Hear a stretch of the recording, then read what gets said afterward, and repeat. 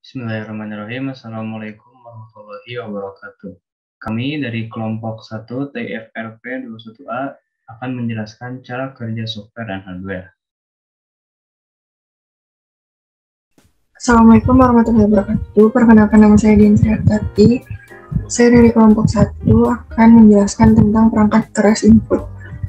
Perangkat keras input merupakan perangkat masukan atau input device, adalah alat yang berfungsi untuk memasukkan data dari luar sistem ke dalam sistem komputer. Dalam perangkat keras input terdapat keyboard. Keyboard merupakan perangkat yang digunakan untuk memasukkan angka, huruf, dan simbol serta melakukan perintah-perintah pada komputer.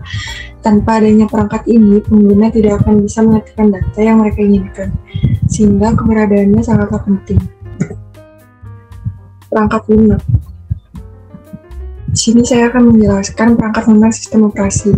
Sistem operasi sendiri merupakan perangkat lunak sistem yang mengatur sumber daya dari perangkat keras atau hardware dan perangkat lunak software, serta sebagai jurik atau daemon untuk program komputer. Tanpa sistem operasi, pengguna tidak dapat menjalankan program aplikasi pada komputer mereka kecuali program booting. Pada sistem operasi terdapat Windows, software yang berfungsi untuk mengaktifkan seluruh perangkat yang terpasang pada komputer sehingga masing-masingnya dapat saling berkomunikasi. Tanpa ada sistem operasi, maka komputer tidak dapat difungsikan sama sekali. Terdapat banyak program komputer yang berjalan baik dengan menggunakan Windows karena dikembangkan oleh Microsoft. Sistem operasi komputer ini memiliki bahasa pemrograman C dan C++.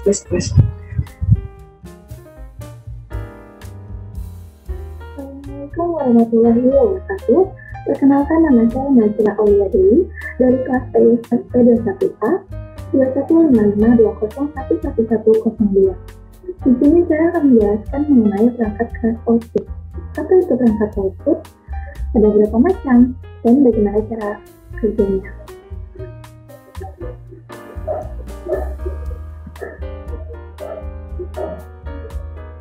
Perangkat keras output adalah alat yang bertugas untuk menampilkan hasil pengolahan dan pemrosesan data dari input dalam berbagai informasi kepada pengguna.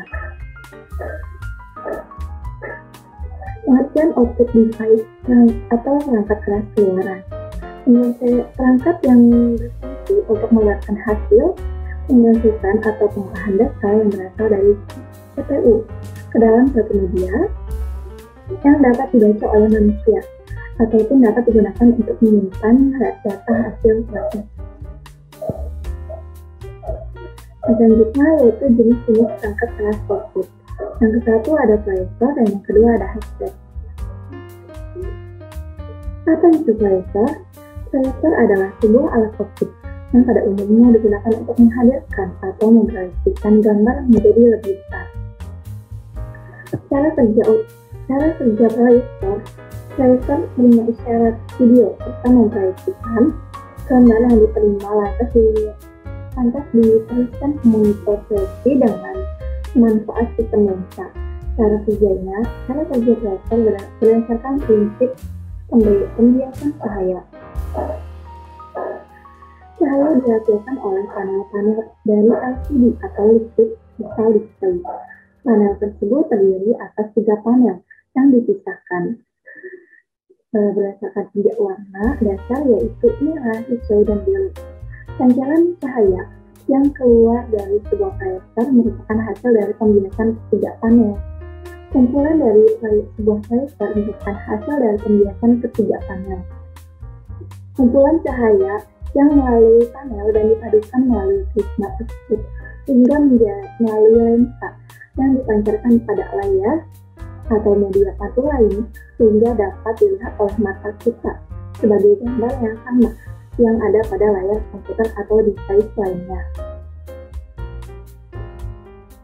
Yang selanjutnya yaitu apa itu headset?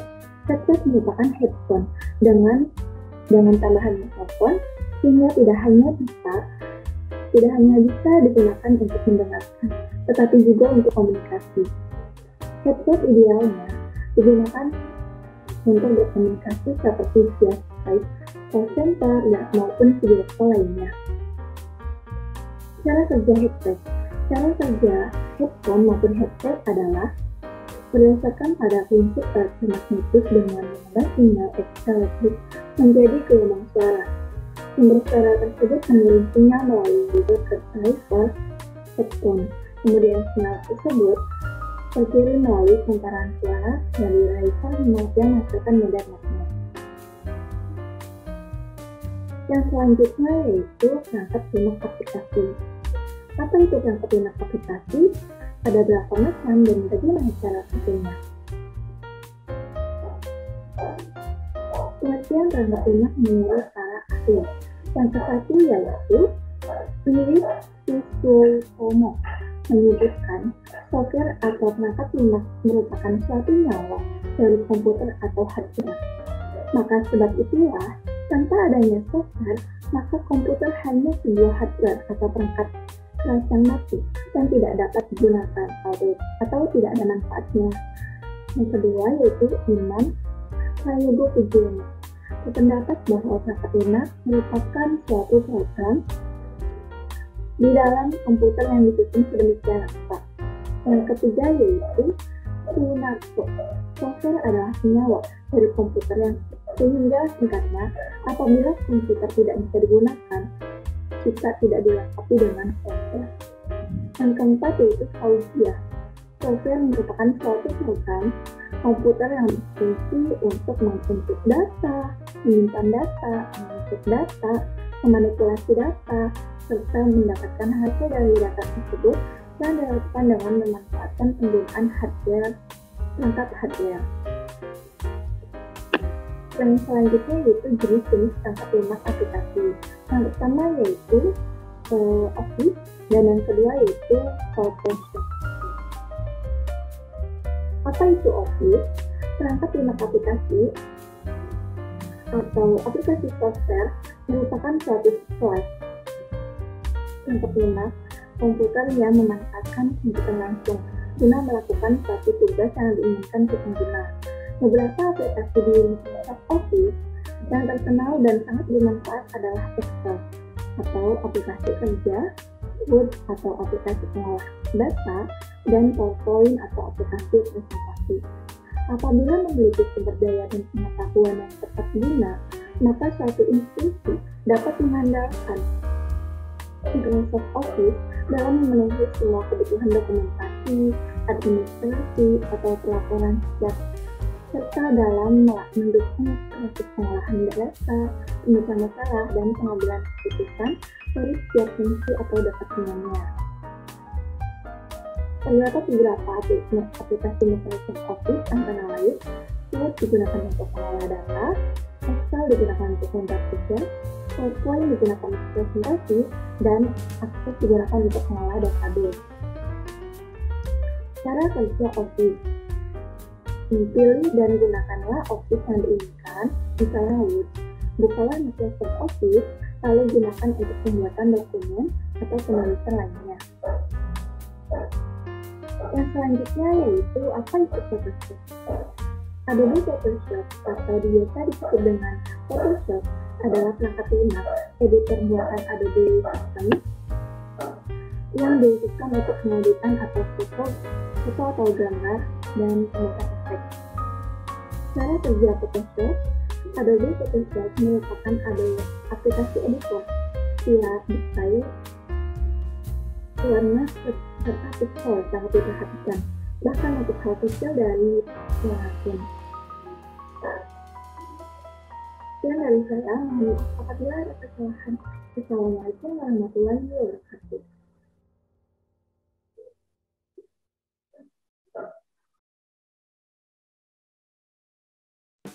Nama saya Muhammad Lutfi Pratama. Saya akan mempresentasikan cara kerja software dan hardware kelompok 1 TIFRP 21A. Yang pertama, perangkat keras pemrosesan. Contoh-contoh perangkat keras pemrosesan yaitu prosesor atau prosesor merupakan perangkat keras komputer yang memiliki tugas memahami dan melaksanakan perintah dan data dari perangkat lunak.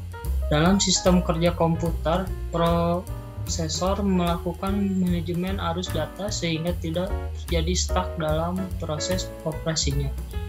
Apapun fungsi prosesor adalah melakukan pemrosesan data dan informasi pada komputer, mengintegrasikan seluruh komponen internal yang ada pada komputer, serta meningkatkan performa komputer. Yang kedua yaitu hard disk atau yang disingkat adalah HDD, merupakan tempat penyimpanan atau konvensional pada komputer yang bekerja secara mekanik. Hard disk berisi sebuah piringan atau cakram. Fungsi hard disk adalah untuk menyimpan media, data, serta menyimpan instansi dari sistem operasi yang digunakan untuk menjalankan CPU. Semakin besar kapasitas hard disk, maka semakin banyak pula data-data konvensional yang dapat disimpan.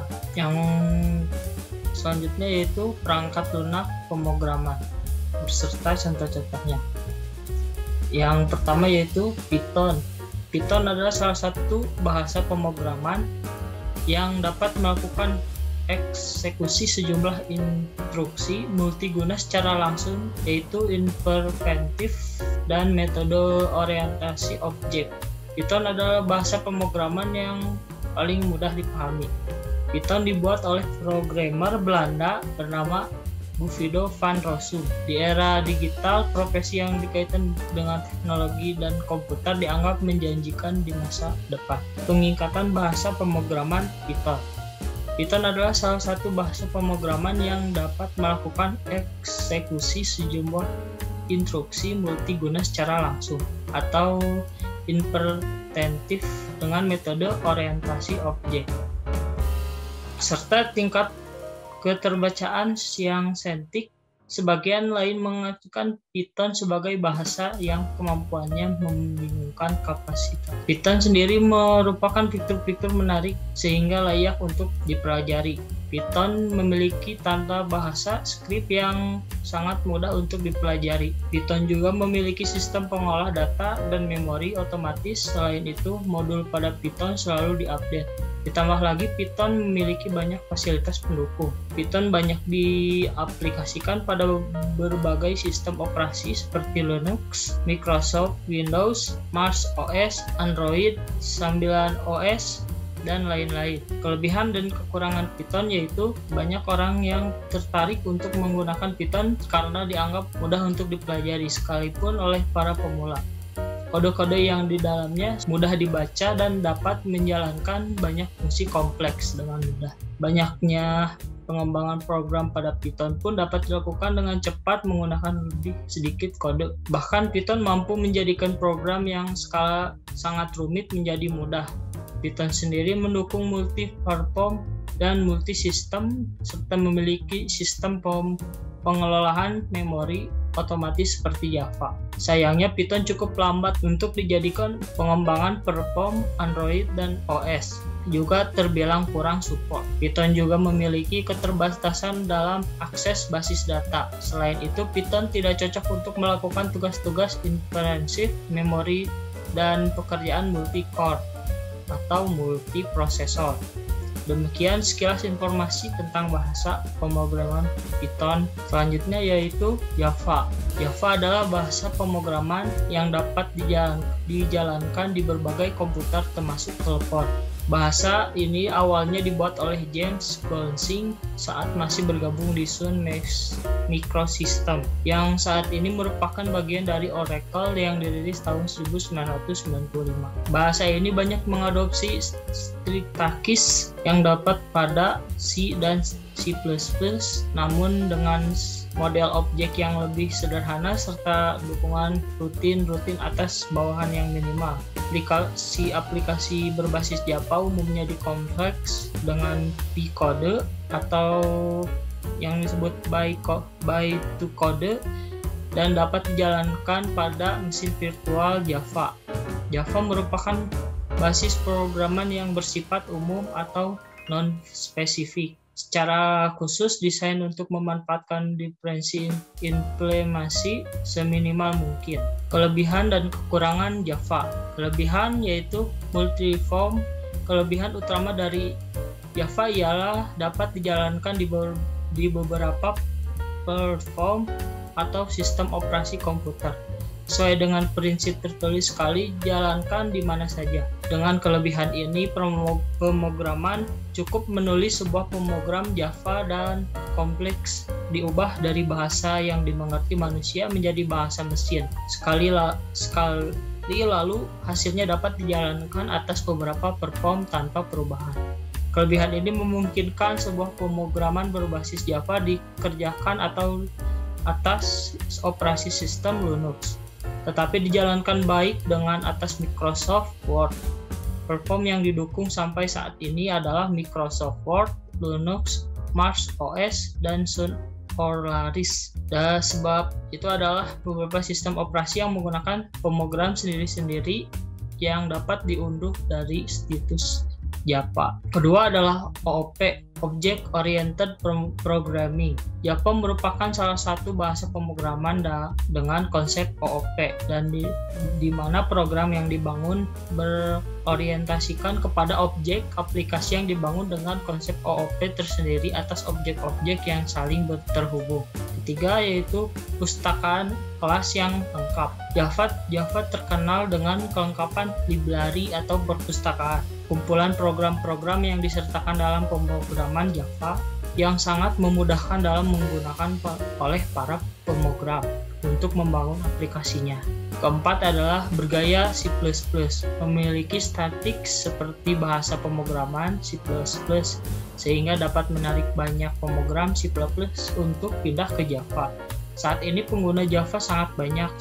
Sebagian besar adalah pemrograman C++ yang pindah ke Java.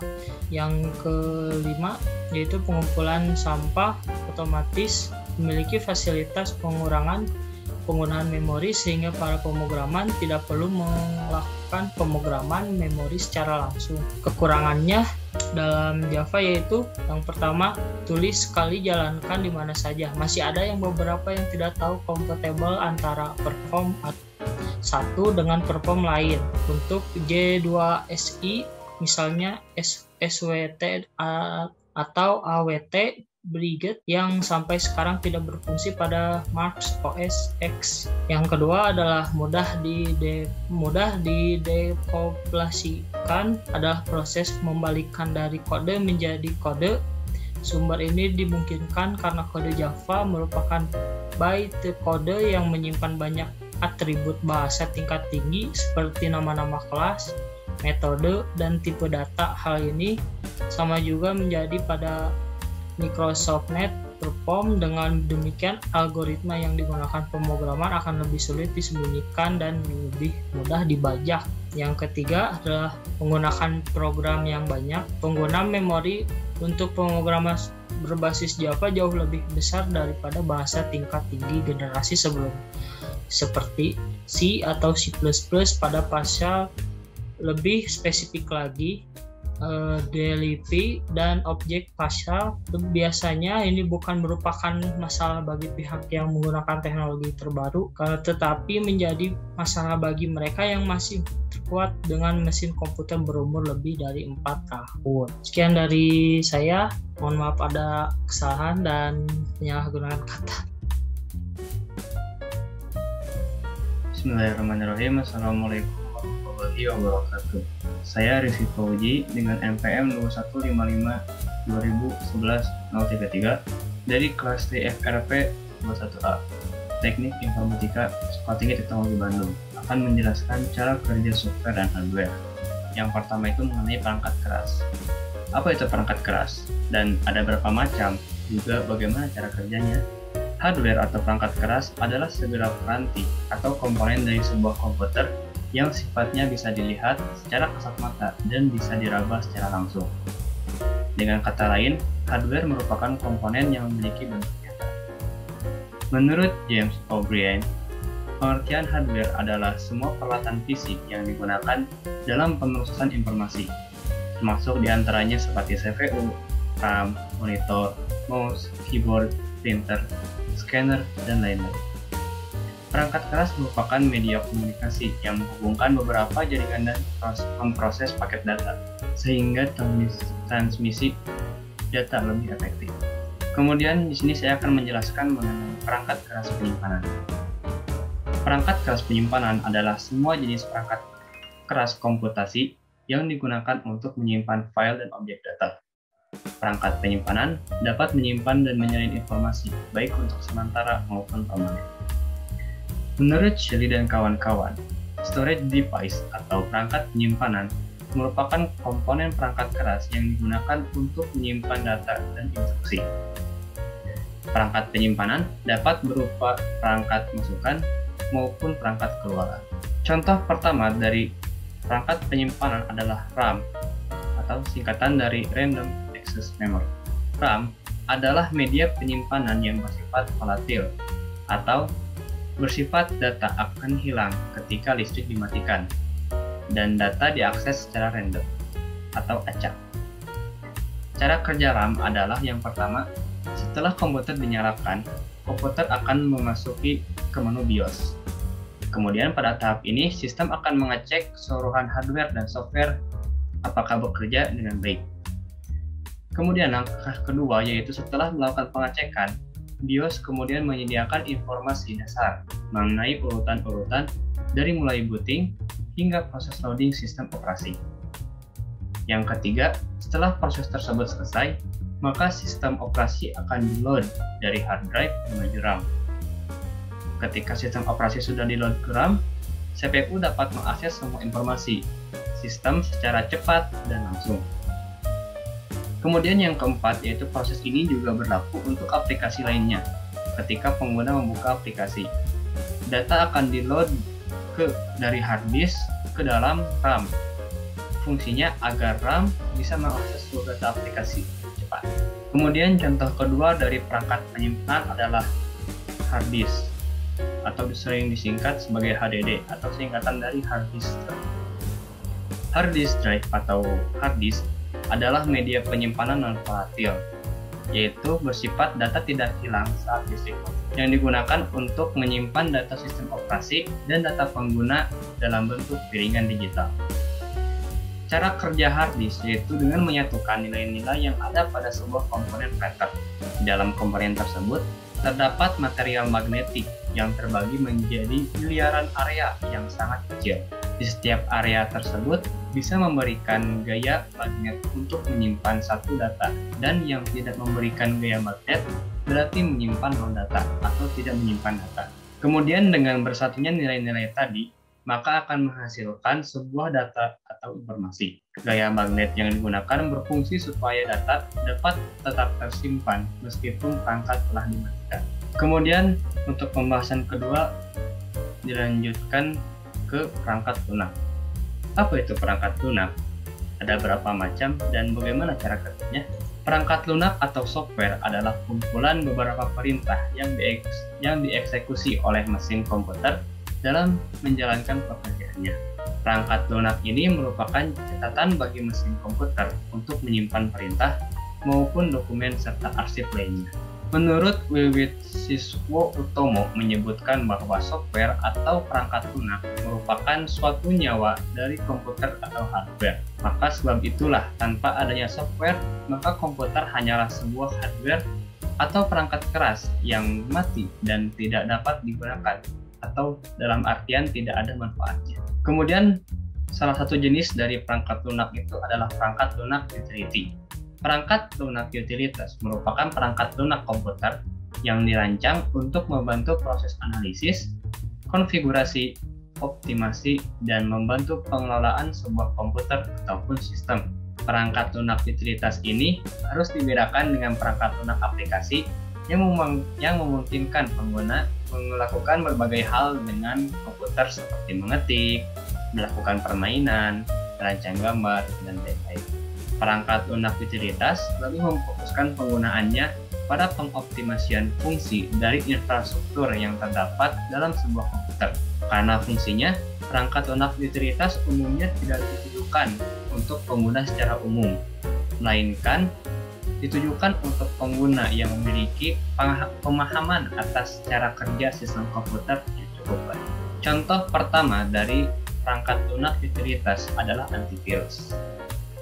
Antivirus adalah program komputer yang digunakan untuk mencegah, mendeteksi, dan menghapus perangkat lunak perusak atau virus.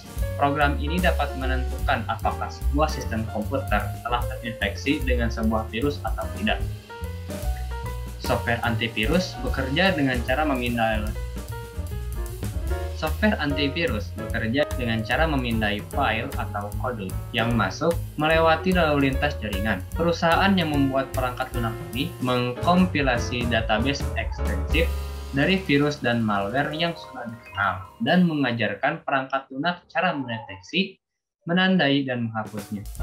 Saat program atau file dan aplikasi mengalir masuk dan keluar dari komputer, antivirus membandingkannya dengan database untuk menemukan kecocokan yang mirip atau identik dengan database akan diisolasi, dipindai, kemudian dihapus. Meskipun pengguna dapat menyesuaikan pengaturan sehingga antivirus bisa menjalankan pemindaian otomatis untuk mencari file berbahaya, pengguna juga dapat memilih untuk melakukan pemindaian secara manual, yang memungkinkan pengguna bisa melihat secara real-time file berbahaya mana yang ditemukan dan dinetralisir.